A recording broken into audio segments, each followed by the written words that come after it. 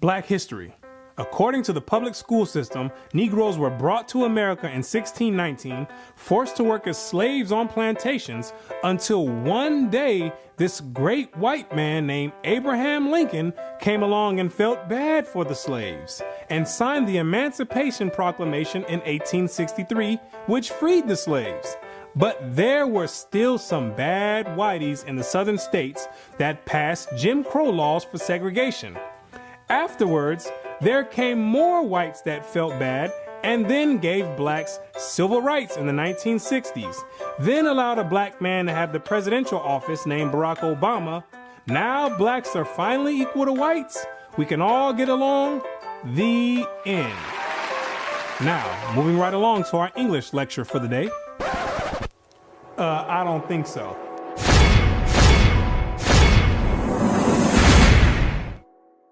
Black history.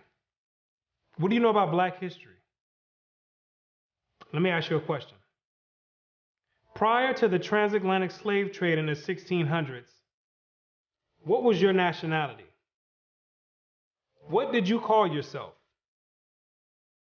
Some may say African.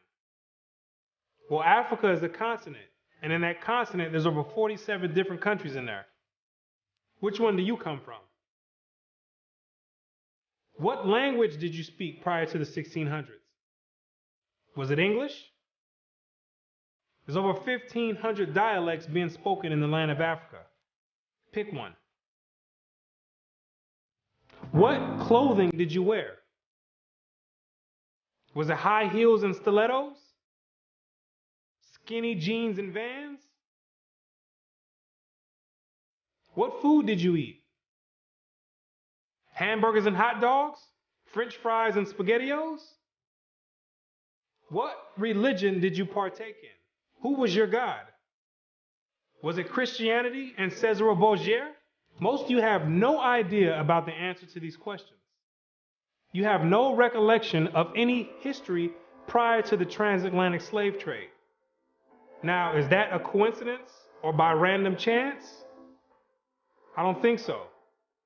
Have you ever asked yourself, why is it that in the public school system that every time the subject of Black history is taught, it always begins in the 1600s and with slavery? Why is that? Doesn't that raise some antennas and spark inquiry? Why is it that the public school system is so committed to revolving Black history solely on the past 400 years? Why is that? Is it because there's a deficiency in historical data? Or maybe because there's no history at all prior to the 1600s. Maybe Black people just poofed out of thin air, sporadically, landed on slave ships, and they said, hey, we got a new species here, and start importing and exporting them all over the world. Maybe that's what happened. The question arises, what is the drawback on this history? Why does it keep being withheld? What's the big idea about it? Why is it being held hostage? That's the question. Why can't it be expounded on? 100 years prior to the 1600s? 300 years, 500 years, 1,000 years? Why is that information not being revealed? What's the big secret? What's the mysticism about it? What you're going to come to realize is that your identity is the biggest kept secret on the planet Earth. Oh, you thought that NASA and the space station and the secret missions being conducted by them, oh, you thought that was the biggest kept secret on Earth. No, this is bigger than that. You thought that the government and the CIA and the FBI hiding information about UFOs and Planet X and Nibiru and aliens, you thought that was the biggest information and biggest kept secret. No, this is bigger than that. The elite Confederate have spent billions of dollars and constructed an innumerable amount of psychological stratagem to ensure that you never received and acquired this information that's about to be put out. You're about to receive pertinent information from some of the most reputable biblical scholars, historians, and archaeologists. And they all know something that you don't know. And that's your identity. Ham, the youngest of Noah, born probably about 96 years before the flood, and one of 8 persons to live through the flood.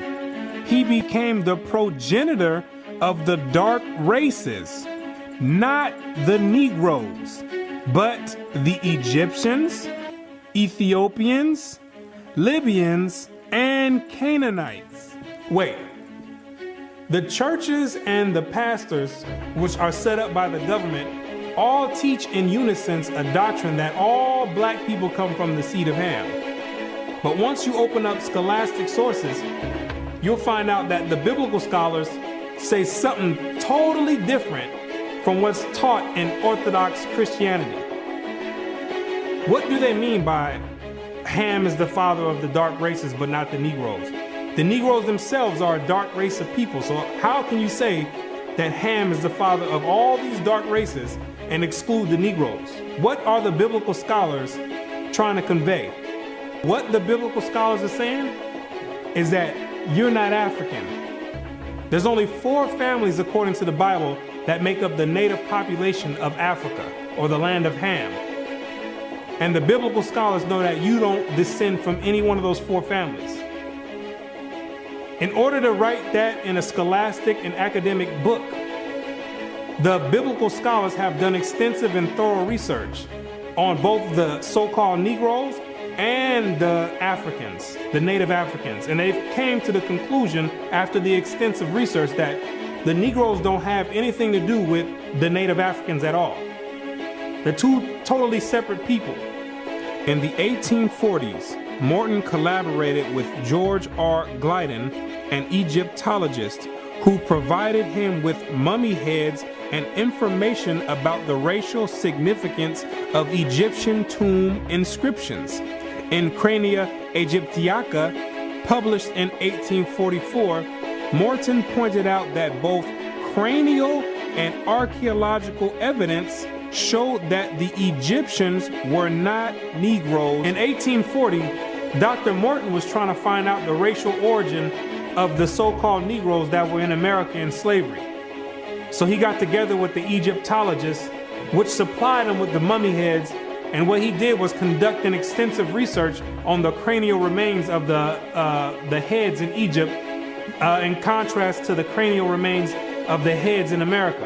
And what he found out is that the Negroes that were in slavery were not Africans. He found out that the skulls were 2 totally different types of skulls. The Negro's head was longer than the Egyptian head. The physical characteristics from the outside look similar, with the thick lips and the broad nose. But once you start delving into the real characteristics, he found out that there were 2 totally different people, as abolitionists and colonizationists had maintained, and that in fact, blacks had been relegated to the same servile position in ancient Egypt as in modern America.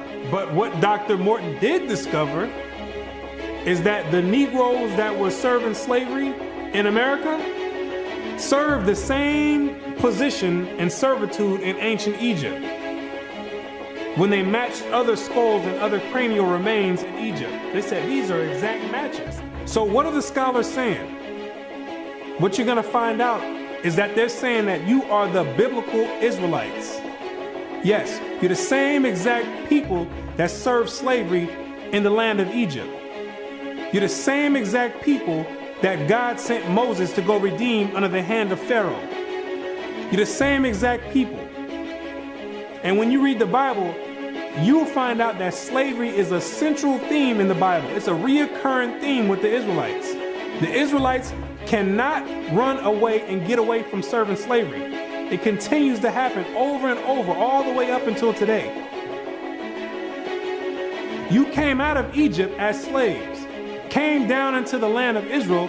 No sooner as you got there, then you had the Assyrians come, capture the land of Israel, and take you and make you slaves. In the 9th year of Hoshea, the king of Assyria took Samaria and carried Israel away into Assyria. You came out of the land of Assyria, went back to the land of Israel. Then the Babylonians came, which are the modern day Ethiopians, the Cushites, came to the land of Israel and made you slaves. So all Israel were reckoned by genealogies. And behold, they were written in the book of the kings of Israel and Judah, who were carried away to Babylon for their transgression. You came out of the Babylonian captivity, went back to the land of Israel. Then the Persians came on down there, took the Israelites and made you slaves. For we were bondmen, yet our God hath not forsaken us in our bondage, but hath extended mercy unto us in the sight of the kings of Persia. You came back from the Persian Medo captivity, went back to the land of Israel, rebuilt the temple up. Then the Greeks came on down there, took you and made you slaves, and to entreat them that they would take the yoke from them. For they saw that the kingdom of the Grecians did oppress Israel with servitude. After you came from the Greek captivity, you went back into the land of Israel, rebuilt the temple because the Greeks were sacrificing swine and pig on the altars. No sooner as you came back to the land of Israel, then the Romans came and had you during the time of Christ as slaves. It was so much slavery going on with the Israelites that Jeremiah himself had to ask, is Israel just put on earth just to be slaves? Is that your whole purpose? Just to be servitude to other nations? Is Israel a servant? Is he a homeborn slave? Why is he spoiled? So you might be asking yourself, if the so-called Negro is part of the 12 tribes of Israel, how in the world did you get to the west coast of Africa? And when ye shall see Jerusalem compassed with armies, then know that the desolation thereof is nigh. This is Christ right here speaking to the Israelites.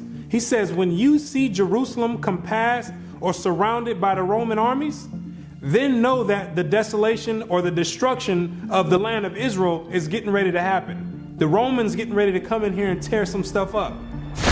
Then let them which are in Judea flee to the mountains, and let them which are in the midst of it depart out. And Christ says, when you see the Romans coming in, you better get ready to flee into the mountains. And what you're going to realize is that the mountains that he was talking about was the land of Africa.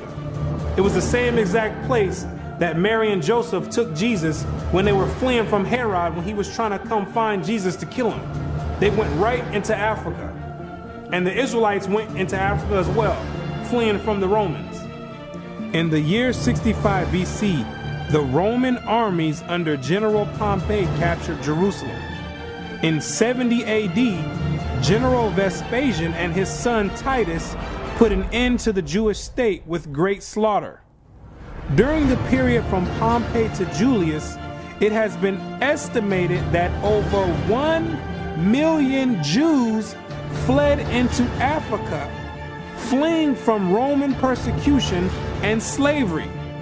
The slave markets were full of black Jewish slaves. Over 1 million of you Israelites fled from the land of Israel into the land of Africa, running away from the Romans because the Romans was coming to put slaughter to the Israelites. The ones that didn't take heed to the prophecy of Christ when he said you better leave and go to the mountains, go to Africa, when they got caught by the Romans, they were taken back to Europe and sold in slavery and put in servitude and became gladiators, put in the lions' dens. The pagans and the Romans attacked the Jews indiscriminately.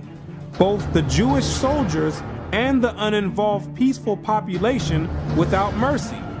As a result of this merciless attack, many Jews fled to those parts of northwest Africa known as Tunisia, Algeria, Morocco, and Mauritania. Many other Jews fled to other areas where Rome did not have any jurisdiction. This was to the region of the south, the Sahara Desert, and the Sudan. Grazel says, such is the explanation of how the Sahara Desert first acquired Jewish tribes, toughened by a fighting tradition and possessed of physical characteristics, black, which it is said still makes them approximate very closely the original Jewish population of Palestine. And after migrating from Israel and dwelling on the northwestern parts of Africa, after you were fighting vigorously with the Romans, you had no choice but to start migrating to the southern regions of Africa, where the Romans didn't have any jurisdiction. Because the Romans were relentless and they were adamant about putting all Israelites to death. So in order to get any type of peace, the Israelites had to start migrating to the sub-Sahara parts of Africa. The scholars know this for a fact. The biblical scholars know this for a fact. They know all the history of the Israelites and their migration patterns. Whatever may be thought of the more or less mythological traditions connected with the earliest Jews in North Africa, it is now practically an established fact that a Jewish nation, Jewish at least in faith and perhaps too in origin, long held sway south of the Sahara. In later centuries, Jews are believed to have settled in Western Africa during the height of the Songhai, Mali, Ghana, and Kanem-Bornu empires. According to accounts from explorers of the region, several powerful Jewish families of the Songhai Empire were of Jewish origin. Some accounts place West African Jewish communities in the Andu Forest of Dahomey, south of Timbuktu. In the 1930s, these groups still maintained a Torah scroll written in Aramaic that had been burned into parchment with a hot iron instead of ink so it could not be changed. In the 1930s, the historians went over there and still found Israelites over there that didn't get captured in the slave trade, still practicing the Hebraic faith, still knowing who they were. With a Torah, which is the first 5 books of Moses, written in Aramaic. That's the ancient language.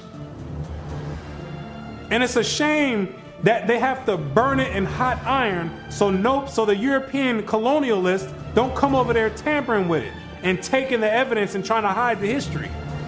It's a shame that they have to do that. It is a total shame that they have to do that. The black Jews had an advantage over the African tribes. They carried their culture, history, laws, and written records with them. The Jews made use of every opportunity. They were an industrious and skillful people. In the Jewish Ghanaian states were found kings, princes, governors, generals, secretaries, treasurers, revenue agents, judges, architects, engineers, doctors, historians, language interpreters, mathematicians, jewelers, sculptors, masons, carpenters, painters of art, goldsmiths, leather workers, potters, armorers, saddlers, blacksmith, agriculturalists, etc.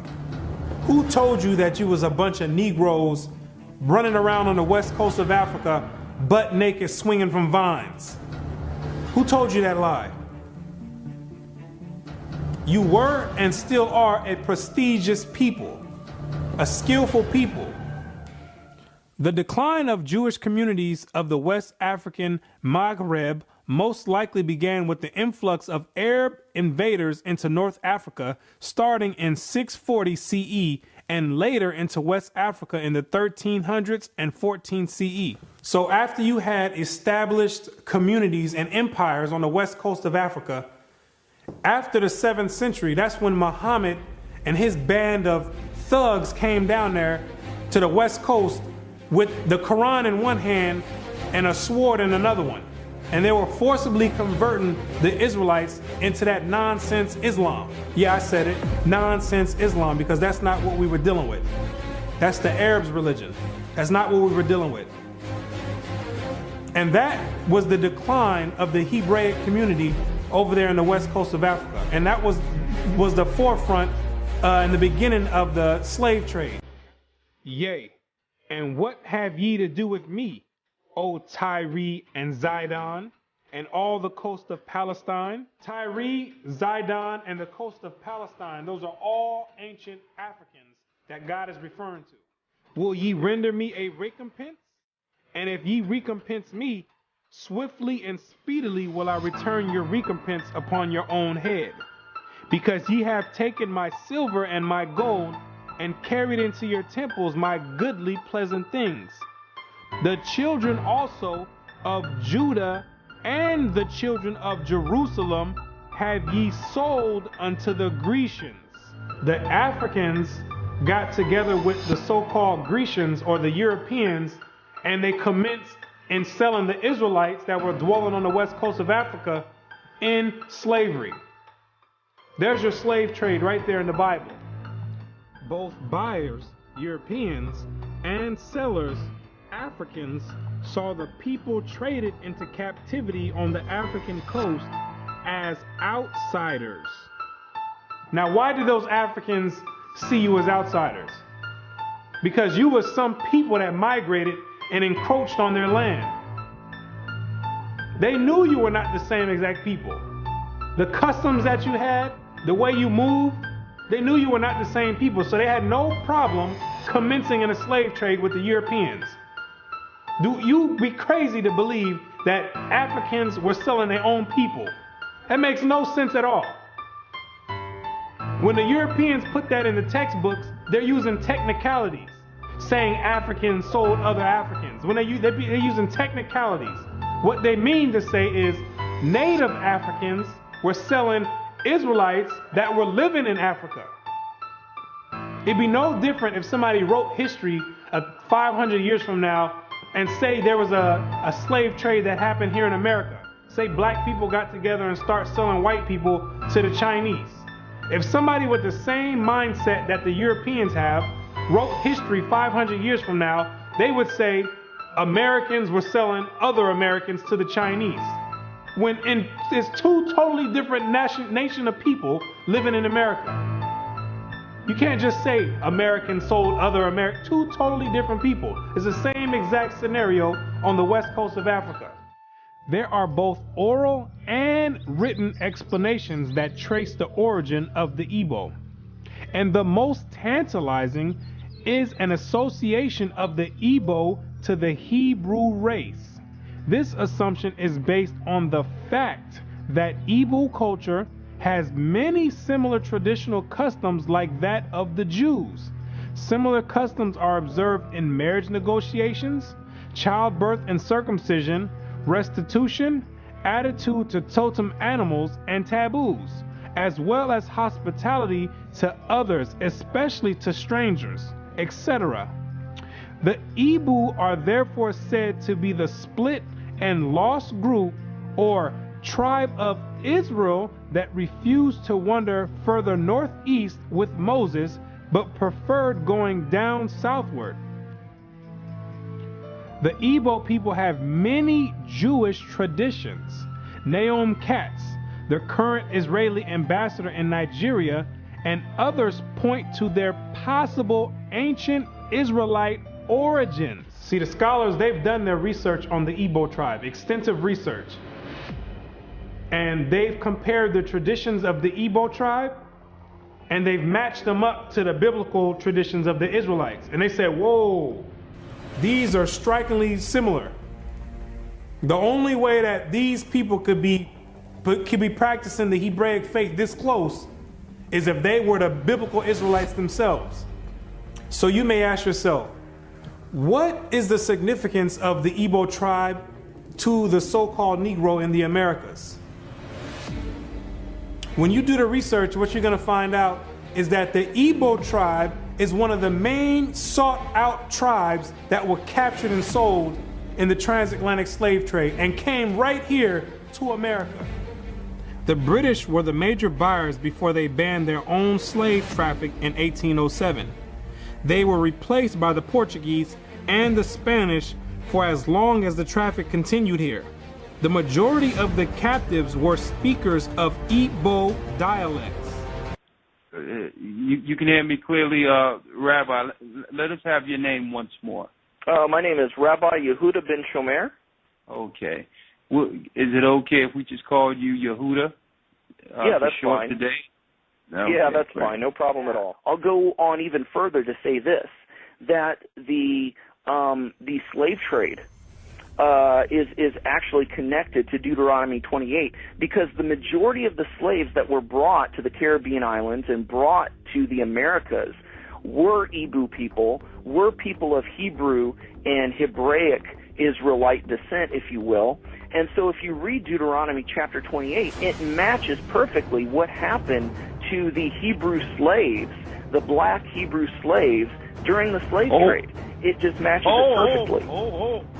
Back up now. I think we just rung a bell here. Hold up now. Okay.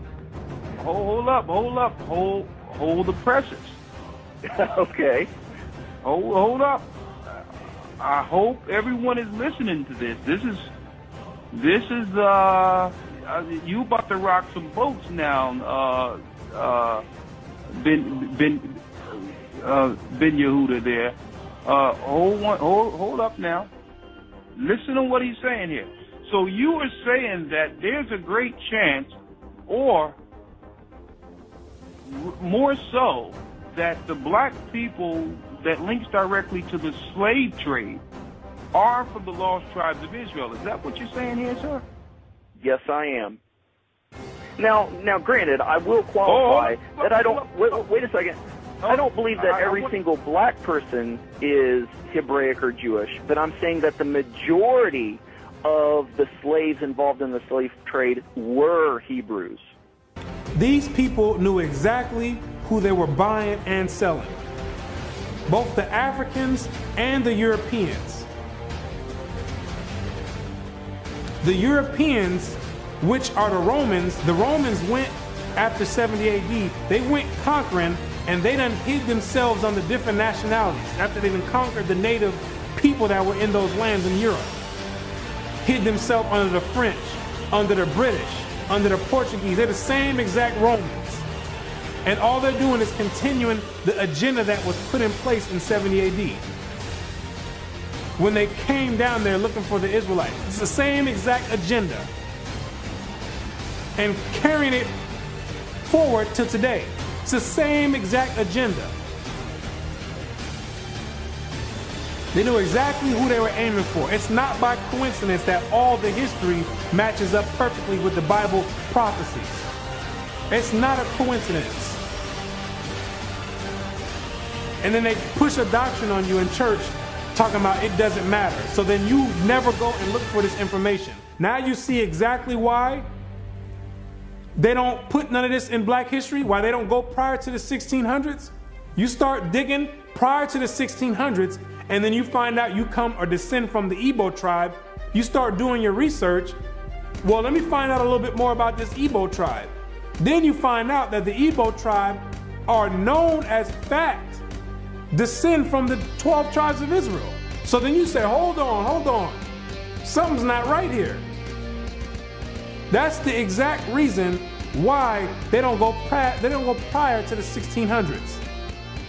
You're not supposed to find out this information. They're supposed to keep renaming your nationalities every few years to cause confusion and to have you confused not knowing who you are. Each year, something else come out. First you called Negro, then you called color. Then 10 years later, they switch it to African American. It's all by design. Now you have to be asking yourself, if you are supposed to be the people of God, the chosen people of God, why is it that he continues to allow you to keep going into slavery after slavery after slavery?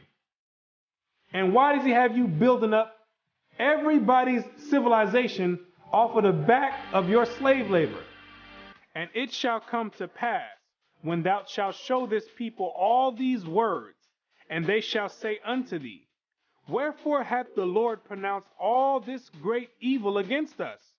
Or what is our iniquity? Or what is our sin that we have committed against the Lord our God? Then thou shalt say unto them, Because your fathers have forsaken me, saith the Lord, and have walked after other gods, and have served them, and have worshipped them, and have forsaken me, and have not kept my law. What you're going to realize is that when Moses brought you out of the land of Egypt and you entered into the wilderness, you entered into a covenant with the Most High God, the creator of everything you see in heaven and in earth. You entered in a blood in and blood out agreement with the creator. And he kept his end of the bargain, but you never kept yours. And he took the book of the covenant and read in the audience of the people. And they said, All that the Lord hath said, we will do, and be obedient. And Moses took the blood and sprinkled it on the people and said, Behold, the blood of the covenant which the Lord hath made with you concerning all these words. Once Moses sprinkled the blood on you, there was no way out of it. You entered into the covenant. And it shall come to pass, if thou shalt hearken diligently unto the voice of the Lord thy God, to observe and to do all his commandments, which I command thee this day, that the Lord thy God will set thee on high above all nations on the earth. And all these blessings shall come on thee and overtake thee, if thou shalt hearken unto the voice of the Lord thy God. You see, if you kept your end of the bargain, the deal was the Most High was going to set you above all nations on the planet Earth. You know, the same spot that the Europeans have today, that was supposed to be your spot if you kept his laws, statutes, and commandments. But, that means there's a stipulation. There's two sides of the bargain. It shall come to pass, if thou wilt not hearken unto the voice of the Lord thy God, to observe to do all his commandments and his statutes which I command thee this day, that all these curses shall come upon thee and overtake thee. Thy sons and thy daughters shall be given unto another people, and thine eyes shall look and fail with longing for them all the day long, and there shall be no might in thine hand. Thou shalt beget sons and daughters, but thou shalt not enjoy them, for they shall go into captivity. The stranger that is within thee shall get up above thee very high, and thou shalt come down very low. Moreover, all these curses shall come upon thee, and shall pursue thee, and overtake thee, till thou be destroyed, because thou hearkenest not unto the voice of the Lord thy God, to keep his commandments and his statutes which he commanded thee. And they shall be upon thee for a sign and for a wonder, and upon thy seed forever, because thou servest not the Lord thy God with joyfulness and with gladness of heart, for the abundance of all things. Therefore shalt thou serve thine enemies, which the Lord shall send against thee, in hunger and in thirst and in nakedness and in want of all things. And he shall put a yoke of iron upon thy neck until he have destroyed thee. God says you'd have the yokes of iron on your neck until he has destroyed you. So that means when he takes the yokes of iron off, you were destroyed. When did that happen? in 1863 when Abraham Lincoln signed the Emancipation Proclamation. The yokes of iron came off. But at that time, your whole history had been whipped out of you. When the master gives you something, you take it. He gave you a name. It's a nice name. It's Toby. And it's going to be yours till the day you die.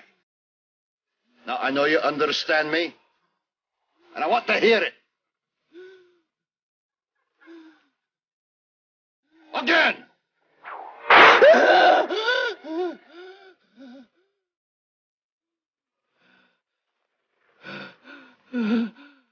I want to hear you say your name. Your name is Toby. What's your name? Kunta.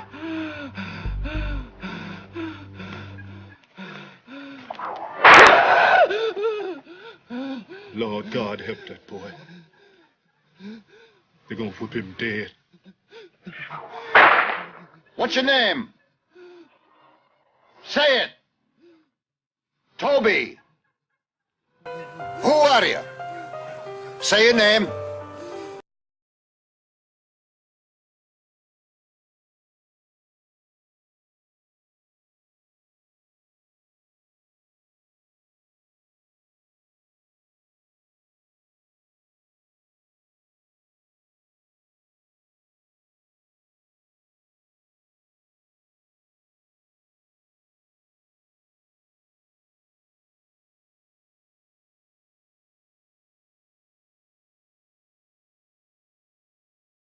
His bosom and toward the remnant of his children which he shall leave. You wonder why it's black on black crime? You didn't keep your part of the covenant. You wonder why black men always leave the children? You didn't keep your part of the covenant. Also, every sickness and every plague which is not written in the book of this law, them will the Lord bring upon thee until thou be destroyed. Why are you number one in HIV? You didn't keep your part of the covenant.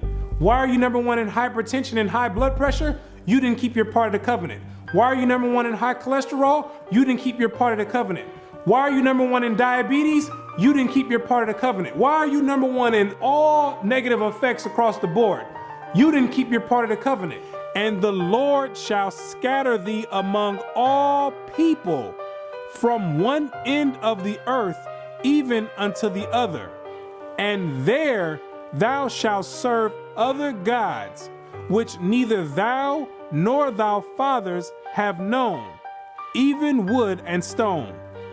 And among these nations shalt thou find no ease, neither shall the sole of thy foot have rest. But the Lord shall give thee there a trembling heart, and failing of eyes, and sorrow of mind. And thy life shall hang in doubt before thee, and thou shalt fear day and night, and have no assurance of thy life. In the morning thou shalt say, would God it were even? And in the evening thou shalt say, would God it were morning? For the fear of thine heart wherewith thou shalt fear, and for the sight of thine eyes which thou shalt see. And the Lord shall bring thee into Egypt again. The word Egypt in the Bible means bondage or slavery. I am the Lord thy God, which have brought thee out of the land of Egypt, out of the house of bondage. So when God says he's gonna bring you into Egypt again, he's saying, I'm gonna bring you into slavery again with ships. But this time you're going with ships, packed up like sardines in a can. By the way whereof I spake unto thee, thou shalt see it no more again. And there ye shall be sold unto your enemies for bondmen and bondwomen, and no man shall buy you. And God says no man shall buy you. Back in the biblical days, you would be able to buy or redeem a slave by payment. But God says no man is going to be able to redeem you out of this slavery. This last one I bring you to, this last Egypt, nobody's going to get you out of it. Marcus Garvey tried to get you out of it, didn't work. Martin Luther King tried to get you out of it, didn't work. Malcolm X tried to get you out of it, didn't work.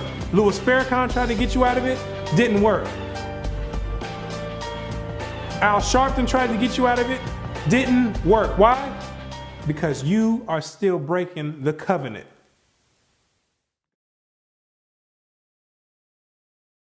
If you're the real Israelites, who are these people over there in the land of Israel claiming to be you? Those are Romans, Europeans. They got pushed up in the South Georgia, Russia, in the Caucasus Mountains, and hid themselves under the name of Khazars. Between the 8th and 9th century, the Khazarian Empire under King Bulan adopted the traditions of the Israelites and mixed it with paganism and called it Judaism. Yes, we know your history too. Then after the Holocaust, which was politically motivated, the elite used that as a pretext to invade the land of Israel and took those Khazarian converts and placed them in that land in 1948. In May of 1948, a new Jewish state, Israel, was born in a bath of blood. Jewish troops routed Arab forces from the city of Haifa in the first of a series of battles that were to reverberate through the years.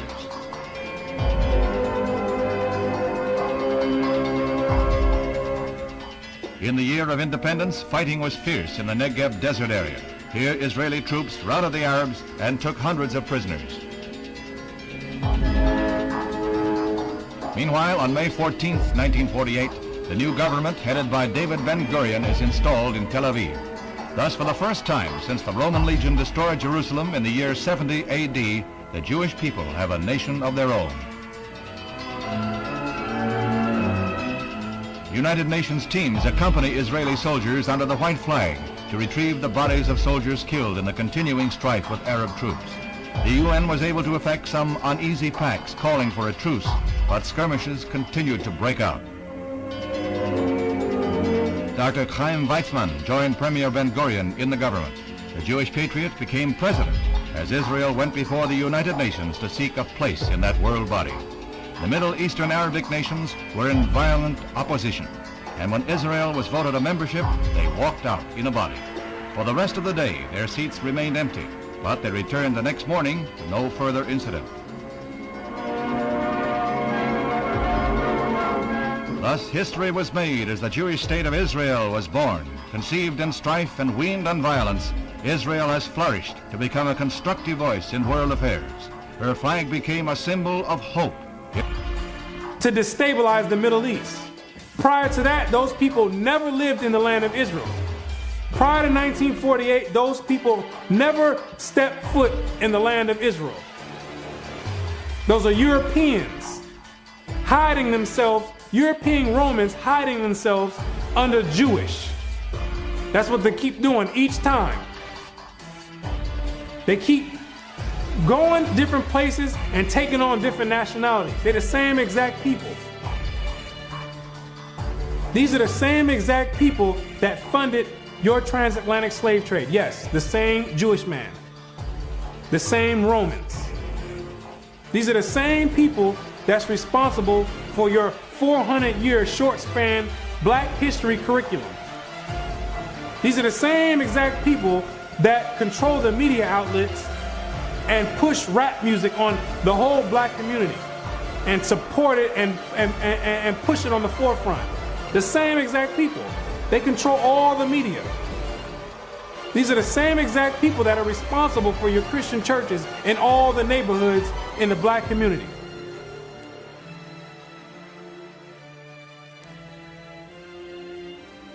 The Bible says when the real Jews get in the land of Israel, there will be no more war. Since those converts, Khazarian converts, went into the land, it's only been war. They don't fit the prophecies. They over there dealing with Satan. I know thy works and tribulation and poverty, but thou art rich. And I know the blasphemy of them which say they are Jews and are not, but are the synagogue of Satan, using the Babylonian Talmud as their authoritative source. These people are not the real Jews, and they have nothing to do with the Most High God and the biblical Israelites. They're not the real Jews, and they're dealing with Satan at the highest level. What are these nations trying to accomplish by suppressing all this information? What you're going to realize is that there's a group of nations that are confederate together that have been trying to get rid of the Israelites from way back when, so they can offset the Bible prophecies. Keep not thou silence, O God. Hold not thy peace, and be not still, O God. For lo, thine enemies make a tumult, and they that hate thee have lifted up the head. They have taken crafty counsel against thy people, and consulted against thy hidden ones. They have said, come, and let us cut them off from being a nation, that the name of Israel may be no more in remembrance. The elite know that America, according to the Bible, is the last kingdom before the return of the Messiah. It's the last reigning kingdom, called Babylon the Great, or the Little Horn. And they're trying to offset prophecy and prolong their rulership, because they know that when Christ returns, he and the 144,000 are going to be the next ruling government on the planet Earth. And he that overcometh and keepeth my works unto the end, to him will I give power over the nations, and he shall rule them with a rod of iron. As the vessels of a potter shall they be broken to shivers, even as I received of my Father. And I heard the number of them which were sealed, and there were sealed 144,000 of all the tribes of the children of Israel. The elite don't want this prophecy to go forth. They're going to do anything in their power to offset the prophecies and prolong their rulership, because they know that once the Israelites are in rulership or in authority, that all these nations that had a hand in enslaving the Israelites, they're all going in captivity. It's going to be their turn for servitude. For the Lord will have mercy on Jacob, and will yet choose Israel, and set them in their own land. And the strangers shall be joined with them, and they shall cleave to the house of Jacob. And the people shall take them and bring them to their place. And the house of Israel shall possess them in the land of the Lord for servants and handmaids, and they shall take them captives, whose captives they were, and they shall rule over their oppressors. Therefore, all they that devour thee shall be devoured, and all thine adversaries, every one of them, shall go into captivity.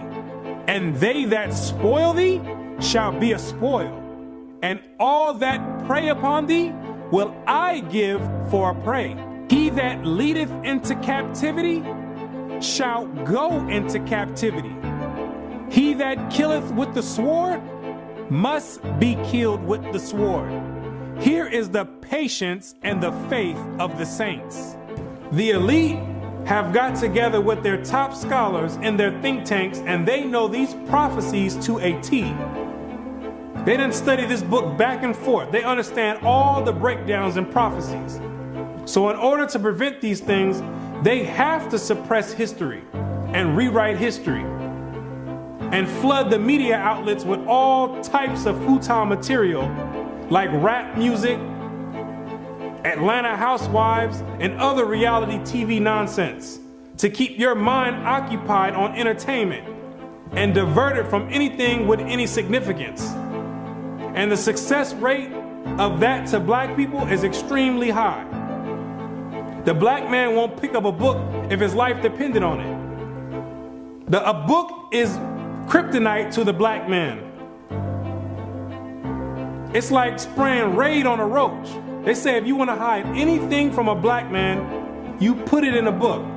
But despite these efforts of trying to offset prophecy, There's Israelites waking up all over the world by the thousands, coming up out of sleep and getting rid of these Gentile gods and coming back to the Most High God, the creator of heaven and earth, and keeping their end of the bargain. For the children of Israel shall abide many days without a king, and without a prince, and without a sacrifice, and without an image, and without an ephod, and without a teraphim.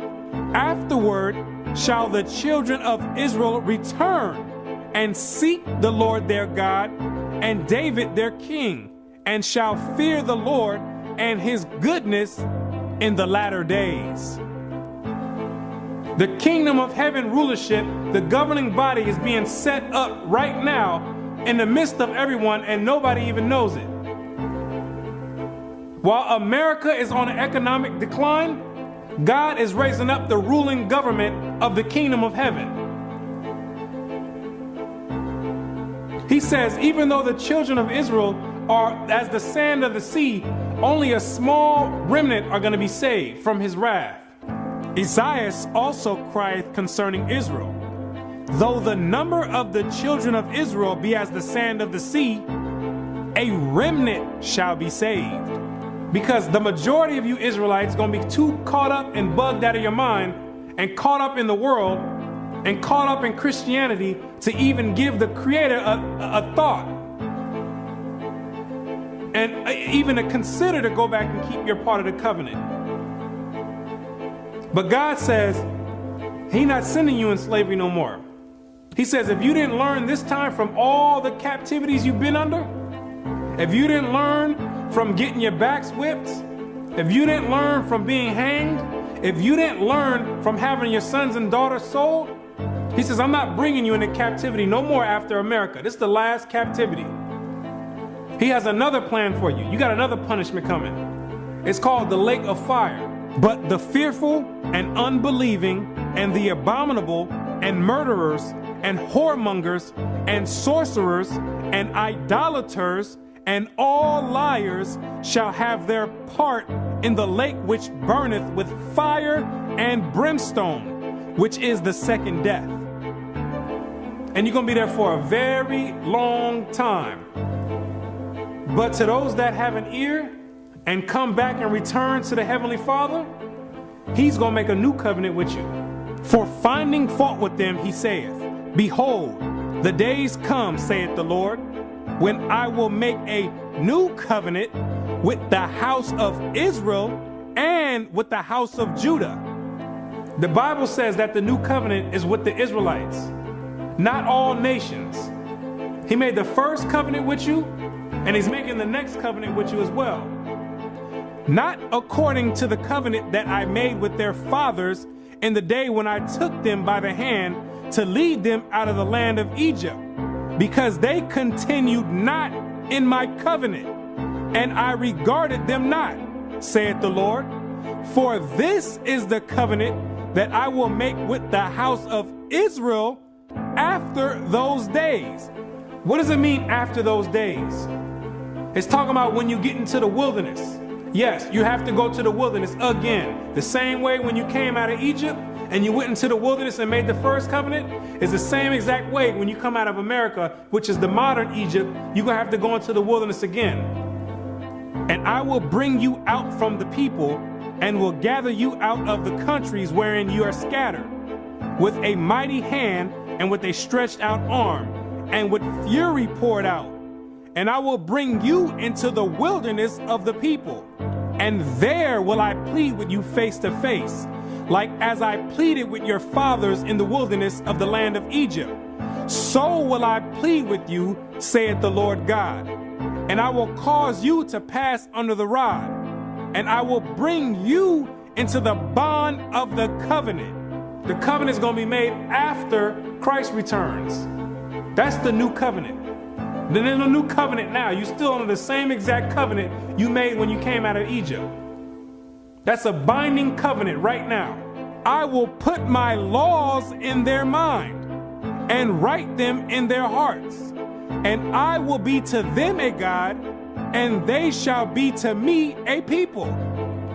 And God says He's going to put His laws in your mind. Yes, those same laws that your Christian church teaches are done away with, those are the laws that are going to govern the kingdom of heaven. The same way America has their laws that govern America, the laws written in the Bible in the first 5 books of Moses, those are the laws that's going to govern the kingdom of heaven. Those are the same exact laws that you promised and made a pact with the Most High saying that you would keep, and you refuse to keep to this day.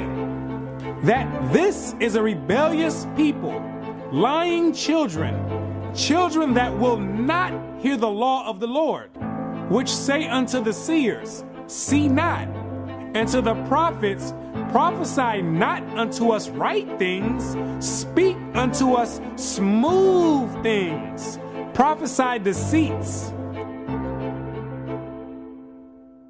Yet the number of the children of Israel shall be as the sand of the sea, which cannot be measured nor numbered.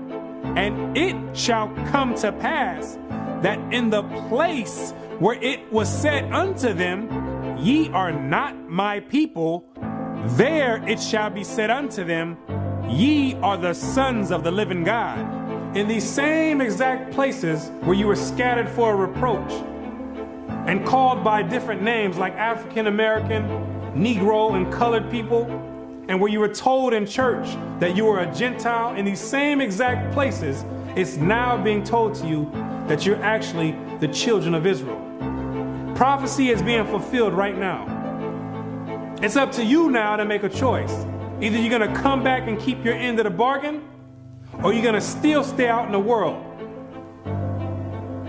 And if you stay out in the world, the only thing you can look forward to is weeping and gnashing of teeth. The Most High is extending out his hand one last time. It's either you're going to repent and come back, or you're going to die in your sins. You can hang on to whatever you want. You still want to worship the Gentiles' gods? You go for it. The Gentiles can teach that the law is done away with. They wasn't back there in the wilderness, and they wasn't back there with the blood sprinkled on them. They wasn't under a covenant.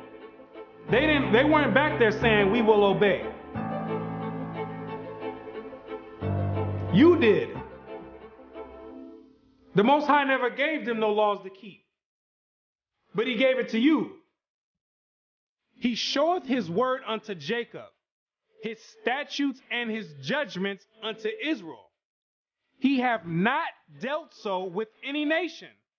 And as for his judgments, they have not known them. Praise ye the Lord. So there's no punishment for them not keeping the laws. But there's a great punishment for you not keeping it. So it's time to decide. Either you're going to be in or you're out. But now you know who you are.